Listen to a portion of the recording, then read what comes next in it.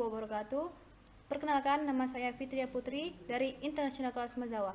Di sini, saya ingin mempresentasikan dan menjelaskan dua materi sekaligus mengenai komunikasi bisnis. Yang pertama mengenai penulisan pesan persuasif, dan yang kedua adalah penulisan direct request. Berikut penjelasannya.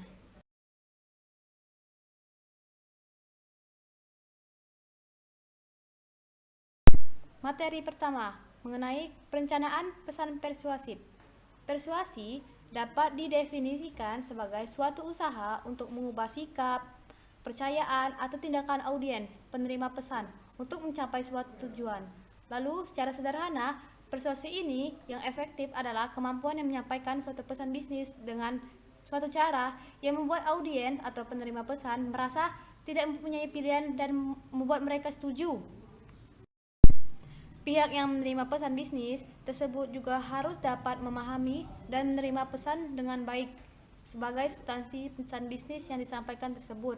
Lalu, pesan bisnis yang dilakukan secara persuasif perlu mempertimbangkan analisis audiens, perbedaan budaya, dan pemilihan pendekatan apakah langsung atau tidak langsung. Pesan bisnis tersebut sebaiknya dijalankan secara persuasif. Maka, selain mengomunikasikan ide, gagasan, dan alasan bisnis ini dapat memotivasi audiens atau penerima pesan tersebut agar melakukan sesuatu sebagaimana yang telah dikehendaki. Lalu, dalam membuat perencanaan pesan bisnis ini yang dilakukan secara persuasif, ada 3 hal penting yang perlu kita perhatikan. Antara lain, melakukan analisis audiens. Maksudnya, dalam melakukan penyampaian pesan melalui analisis audiens ini, yaitu dilakukan secara persuasif. Tepat penyampaian pesan tersebut diperlukan waktu lebih lama dibandingkan persuasif secara efektif. Yang kedua, ada pertimbangan perbedaan budaya.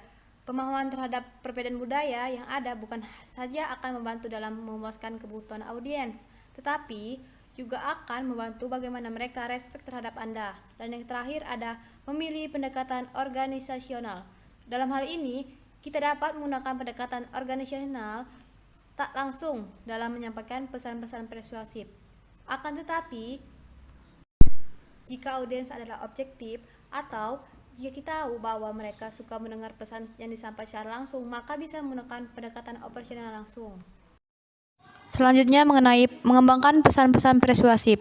Persuasif yang efektif mengandung 3 komponen penting. Yang pertama, menetapkan kredibilitas. Kredibilitas ditentukan oleh sejauh mana tingkat kepercayaan dan reliabilitas. Kredibilitas adalah sejauh mana kita dapat dipercaya oleh orang lain. Yang kedua, ada kerangka argumentasi. Ketika kita cukup mengumpulkan berbagai fakta, bukti, dan temuan lainnya, maka kita siap membuat kerangka argumentasi yang diantaranya adalah sebagai berikut. Ada attention atau perhatian, interest, minat, desire atau hasrat, dan action adalah tindakan. Yang ketiga ada memilih daya pikat.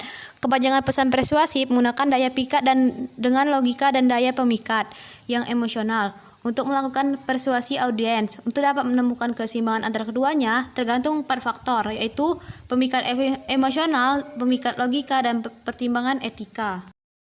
Lalu, menulis permintaan persuasif. Hal yang paling penting ketika menyusun permintaan persuasif untuk suatu tindakan adalah tetap menjaga batas-batasannya. Lalu, ada beberapa hal yang harus diperhatikan dalam menulis permintaan persuasif ini. Yang pertama, permintaan persuasif untuk tindakan. Yang kedua, permintaan dan pengaduan persuasif untuk penyesuaian. Lalu, penulisan pesan-pesan penjualan dan permohonan dana. Ada 2 jenis pesan persuasif, yaitu surat penjualan atau sales letter dan surat permohonan bantuan dana.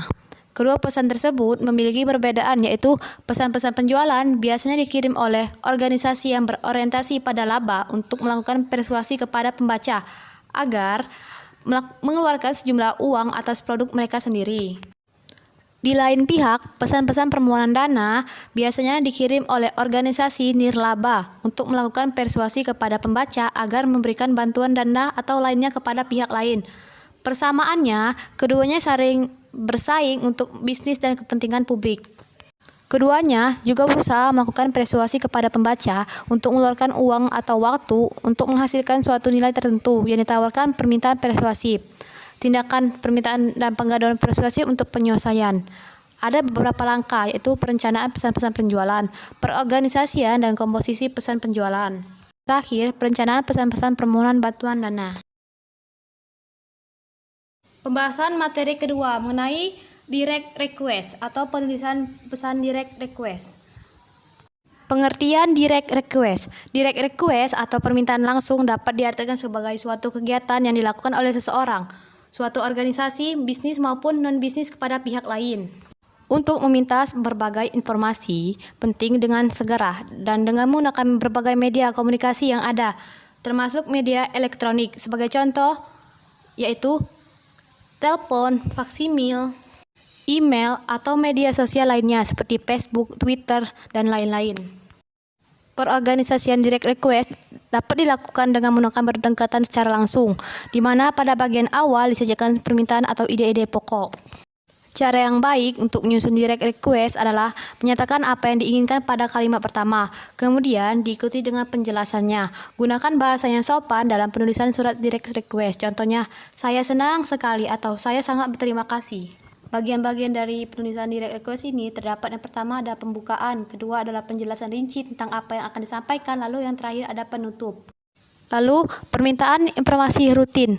Membuat surat permintaan rutin. Dalam suatu organisasi, surat-surat permintaan rutin perlu diperhatikan dengan sangat baik. Ada 3 hal yang harus diperhatikan dalam menulis surat permintaan rutin ini. Yang pertama, apa yang ingin diketahui? Mengapa hal tersebut perlu diketahui? Lalu, mengapa hal ini dapat membantu?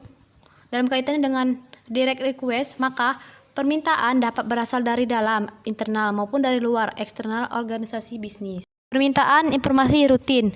Yang pertama, ada permintaan di dalam organisasi. Beberapa pesan, permintaan dapat dibuat lebih permanen dalam bentuk tertulis. Contohnya saja seperti memo.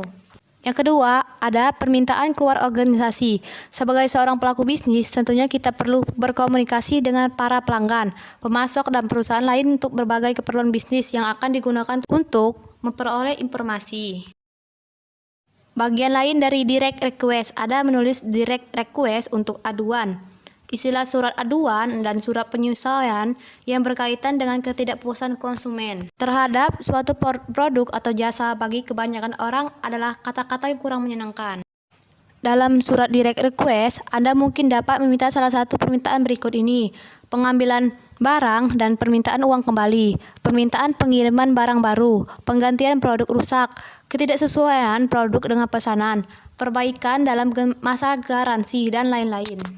Masuk dalam bagian surat undangan, pesanan, dan reservasi. Pada umumnya, pendekatan digunakan dalam menyusun surat ini adalah pendekatan secara langsung dalam surat undangan, pesanan, dan reservasi. Surat pesanan paling tidak mencakup 3 komponen penting. Yang pertama, pernyataan rinci apa yang kita pesan. 2, metode pengirimannya. Dan yang ketiga adalah cara pembayarannya.